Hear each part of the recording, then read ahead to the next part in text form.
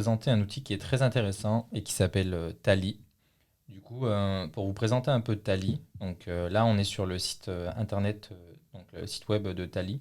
Donc Tally c'est un créateur de formulaires, donc un site qui va créer des formulaires un peu à la Google Forms.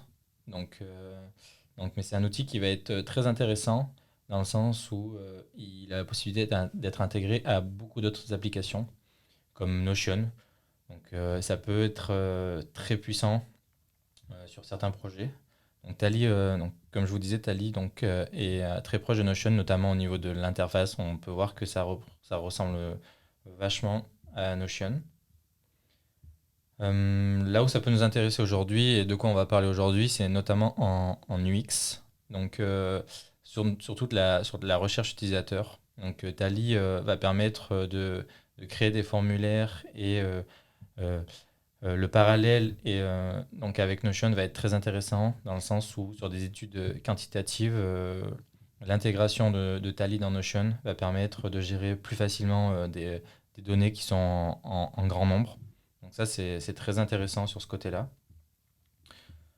Donc pour rentrer un peu dans le vif du sujet, donc, je vais vous présenter donc l'outil Tally. Donc là, je suis déjà connecté à Tally. Donc Tally se représente sous cette forme, donc vraiment la même interface quasiment que Notion. Donc ici, on est sur le dashboard. J'ai la possibilité, donc là, j'ai deux projets. Donc, j'ai le daily et l'enquête sur les parfums. Je peux créer donc un autre formulaire. Je peux aussi créer donc des workspaces.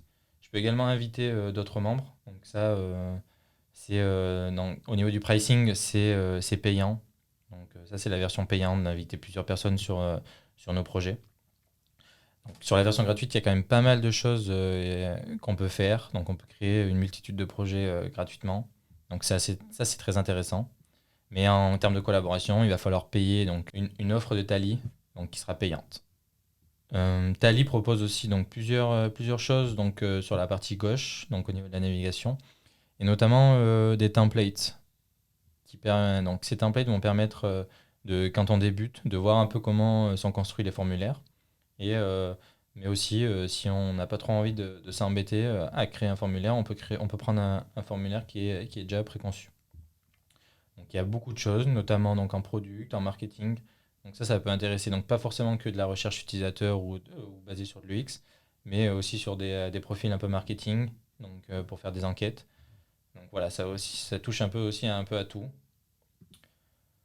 Mais aujourd'hui, ce qui va nous intéresser, c'est vraiment de la recherche quantitative, donc avec beaucoup de données. Et, ils permettent aussi quand on débute, de vraiment comprendre la mécanique de Tally. Aujourd'hui, je vais vous présenter donc une mini-enquête que je fais dans le cas de cette présentation du projet. Donc, j'ai pris comme sujet les parfums. Donc ici, on est vraiment dans le projet, donc dans le projet parfum.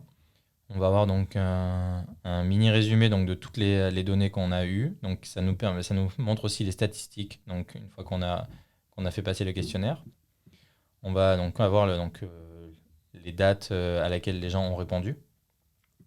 On va aussi avoir la possibilité de télécharger donc Tally, donc d'envoyer Tally. Et c'est ce que je vous disais, là où c'est très fort Tally, c'est que c'est intégré à beaucoup d'autres outils, et notamment Notion aujourd'hui qui va nous intéresser, mais il y a aussi Zapier qui est très intéressant, Airtable, donc aussi pour de la recherche utilisateur. Donc il y a pas mal de choses qui peuvent être intéressantes pour les designers au niveau de ça.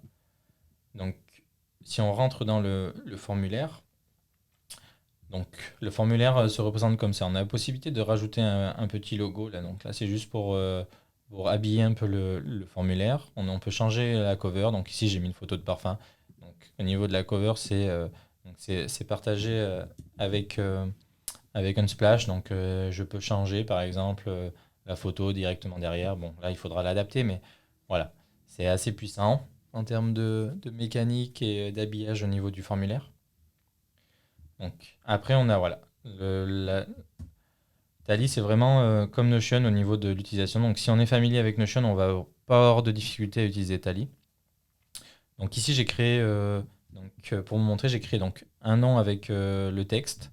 Je peux aussi donc ici, voilà, on a beaucoup si on veut créer d'autres questions, donc on va taper slash question.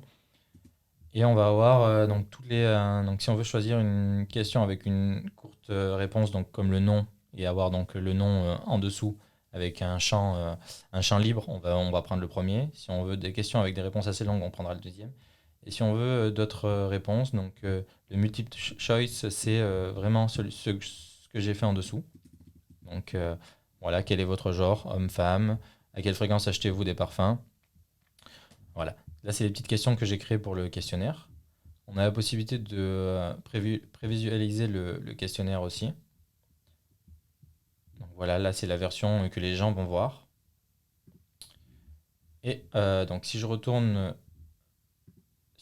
à mon Tally, donc notamment au niveau de l'intégration, donc ce que je vous disais, c'est que comment on intègre à Notion, donc c'est ici, il va falloir l'intégrer, donc connecter à Notion et on sera connecté. Donc là, je l'ai déjà fait. Donc, avant de vous présenter les paramétrages, je vais d'abord basculer sur Notion. Et une fois qu'on a donc, fait notre questionnaire ici, créé notre questionnaire donc avec toutes nos questions, on va aller dans Notion et créer notre base de données. Donc, c'est-à-dire qu'ici, j'ai mis une réponse donc non, question-réponse non, le nom de la personne. Donc, j'ai laissé une zone de texte libre. Donc, dans Notion, je vais aller prendre ma propriété. Je vais mettre un champ de texte libre et je vais mettre le nom. Voilà, donc le nom viendra tout seul. Pour le genre, je vais aller pareil. Donc là, ça va être une autre propriété.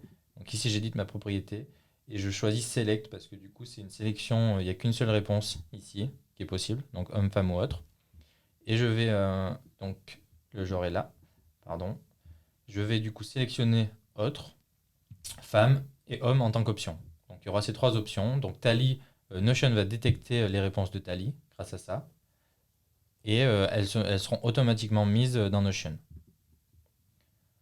Donc là, une fois qu'on a rempli notre base de données, donc avec tout ce que je vous ai dit par rapport à nos questions, on va aller ici dans les trois petits points et on va connecter Tally à Notion. Une fois que ça c'est connecté, il faut retourner dans Tally, il faut aller dans l'intégration. Donc là, je l'ai déjà fait moi, mais du coup, il faut aller dans Edit. Donc là, on appelle la connexion, on va l'appeler enquête parfum. Il faut sélectionner sa base de données dans Notion. Donc là, elle est déjà sélectionnée. Il faut sélectionner donc, la base de données dans Notion. Là, ici. Donc ici, je l'ai appelé parfum dans Notion. Donc on l'appelle parfum ici. Et ensuite, il faut prendre chaque propriété. Donc à gauche, ça va être les questions de Tally. Donc les questions qu'on a intégrées dans Tally. Et à droite, ça va être vraiment les propriétés qu'on a mis dans la base de données Notion. Donc ici, je l'ai déjà fait, mais par exemple, si je le refais, voilà. Si je prends la réponse non, je mets le nom ici. Voilà, et ainsi de suite. Si je prends le genre, je mets quel est votre genre. Et ici, pareil, j'ai appelé genre dans Notion, du coup, je rappelle, je remets genre pour que ça soit bien connecté. Si je change ici budget moyen, on n'aura pas les bonnes réponses du coup, dans la catégorie genre, au niveau de Notion. Donc il faut bien nommer la partie Notion comme il faut, qui sont liées aux questions de Tally. Et une fois qu'on a fait ça, donc là, il y a marqué Save Changes, mais normalement, c'est donc créer la base de données, créer la connexion. Donc une fois qu'on a créé cette connexion, on peut partager donc à un grand nombre de personnes. Donc là, si je vous partage le questionnaire, par exemple, donc voilà, je mets test, le genre, je vais mettre homme, tous les mois. Et quel est vos budgets moyens pour l'achat d'un parfum? Je vais mettre entre 50 et 100 euros. Donc je vais envoyer ici la réponse. Donc, merci d'avoir répondu. Et la réponse va directement s'intégrer dans Notion. Voilà. Donc on a la partie test. Donc à chaque fois, donc sur des enquêtes vraiment quantitatives, quand on transmet des questionnaires à beaucoup de personnes, euh, ça va nous faire gagner un temps fou de prendre le temps de faire cette connexion qui est assez rapide donc entre Tally et Notion. Et on va gagner un temps fou sur le traitement des données. Donc vraiment sur des études quantitatives, c'est vraiment très important et c'est assez utile d'utiliser ce genre d'outils pour être plus productif. Donc merci d'avoir écouté cette vidéo et à la prochaine fois pour d'autres rendez-vous.